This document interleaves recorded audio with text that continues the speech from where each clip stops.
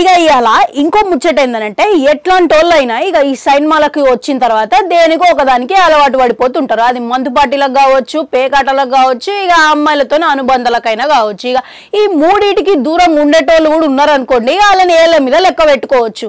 ఇక అసలు ముచ్చటకు వస్తే ఇక ఇందులో అందరు కాదు కానీ కొంతమంది అమ్మాయిలు కూడా చాలా తెలివిగా ఉంటారు అనమాట. ఇక ఏ సీజన్కి ఆ సీజన్గా ఎవరినో ఒకరిని ఆకర్షించి వాళ్ళని ఎంట తిప్పుకొని ఇక అట్లా మేనేజ్ అయిపోతూ ఉంటారు. ఇక అటు వీక్నెస్ ఇటు అట్రాక్షన్ రెండు కలిస్తే ఇంకేముంటది, ఫుల్ జెల్సా. ఇక ఇంకా కొంతమంది అమ్మాయిలు చాలా తెలివిగా ఆలోచించి అవకాశం డబ్బు తప్ప శాశ్వత అనుబంధాలకు మాత్రం పెట్టుకోరు అనమాట. ఇంకొంతమంది అమ్మాయిలేమో వగలు హోయలు ఇక నిజం అనుకొని అలవలలో పడిపోతారు. ఇక అసలు ముచ్చటకు వస్తే ఈయన ఎన్ఆర్ఐ నిర్మాత.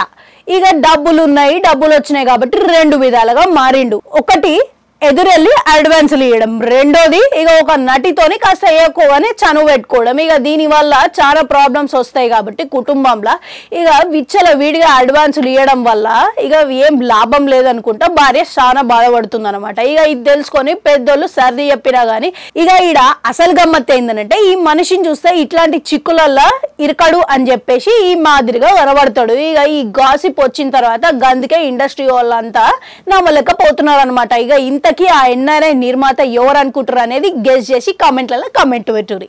అట్లనే అడుగు గంటుంటారు, అది కూడా నొక్కురి. మళ్ళీ వస్తా.